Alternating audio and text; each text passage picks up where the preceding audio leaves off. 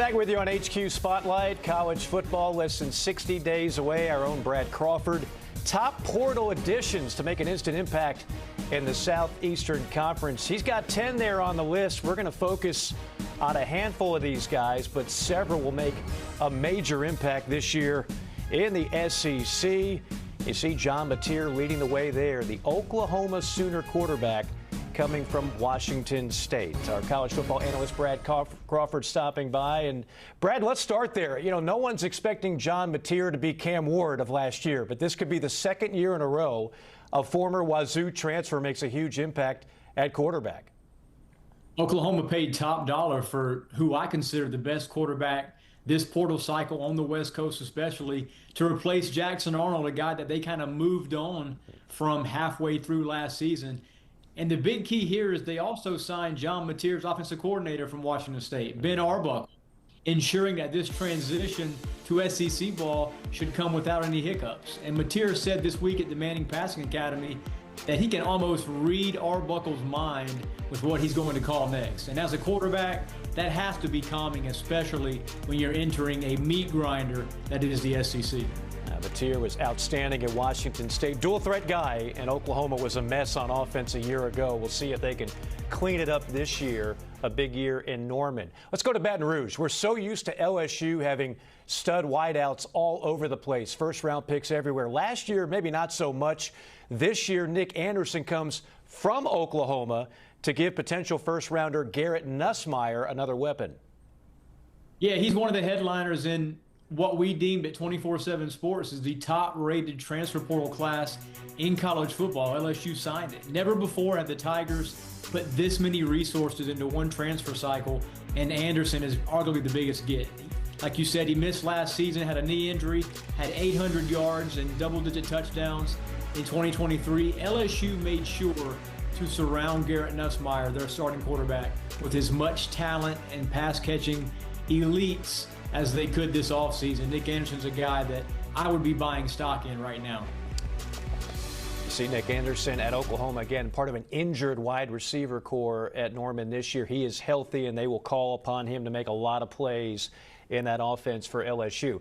All right, there are three certainties in life: death, taxes, and the Georgia Bulldogs reloading a top-notch defense. The SEC champions lost a lot to the draft again last season, but they pick up one of the top defensive transfers in the country, and edge rusher Elo Mosozi. Yeah, he might not be Jalen Walker, a first-round pick, but after losing key personnel, Kirby Smart went into the portal, got one of the best pass rushers, outside linebacker hybrid types in Mosozi. 8.5 sacks last year, had almost double-digit tackles for loss. And he's a guy that doesn't have to be a star between the hedges, Mike. He can just be a situational type player for Kirby Smart's defense. I think he's a great fit schematic-wise, and he's a necessary body for the Bulldogs in the middle of that defense. And he was a post-spring addition. You know, a lot of times in the portal, you don't have elite players after spring practice. Georgia was lucky to find one in Elo Mosozi. He's going to try and follow in a long line of great rush ends to come through Athens here of late. All right, the Gamecocks. Let's head to Columbia, South Carolina. One of the biggest surprises in the country last year. They win 9 games. They flirted with a playoff appearance. They lose their bell cow running back in Rocket Sanders. So now they hope to get some good news on Utah State transfer Rashul Faison, but that's still a work in progress, right? Yeah, here we are in July, and Rashul Faison has not yet been deemed eligible by the NCAA. This is his 4th or 5th school in college. You know, you have that window to play a certain amount of seasons, and right now the Gamecocks need to hear from the NCAA to get him eligible. But had a great year last year at Utah State. Like you said, he's going to be a versatile weapon for Lenore Sellers and first-year OC Mike Shula in Columbia. But if Faison is not deemed eligible and they have to go another route, Oscar Attaway had some carries last year. Maybe Howell get some burn there in Columbia. It's going to be bad news. So Faison needs to be eligible this year. He's one of the SEC's top portal additions in the backfield, and South Carolina is very excited about the impact he could have for the Gamecocks. Still playing the waiting game on that one. Nothing like court cases and eligibility. That part hasn't changed in college football, even with NIL and the portal and everything else. Brad, lastly, staying with the running back position, Oklahoma's offense gets another boost with the addition of Jaden Au in its backfield. Yeah, it's time to buy low on the Sooners, right? I mean, they had wholesale changes offensively. We already mentioned John Mateer at quarterback, got the OC also from Washington State, and they landed Jaden Au, player that had 1,300 yards 2 years ago at Cal. And we know the offensive line at Oklahoma likely has better players than what Jaden Au ran behind at Cal, so he has to be excited.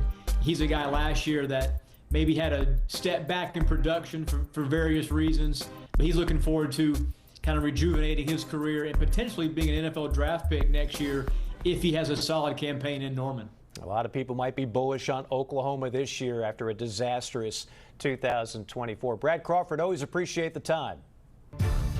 You take a look at the odds to win the SEC. The usual suspects at the top, Texas and Georgia. Of course, they met in Atlanta last year. Alabama, big year for Kalen DeBoer coming off a 9-win season. That's not enough in T-Town. And then LSU, speaking about not enough, Coach Kelly and company need to have a better season to keep that fan base happy. Then a major drop-off to Ole Miss, A&M, Florida, Auburn, Oklahoma, and Tennessee without Nico at plus 2,800.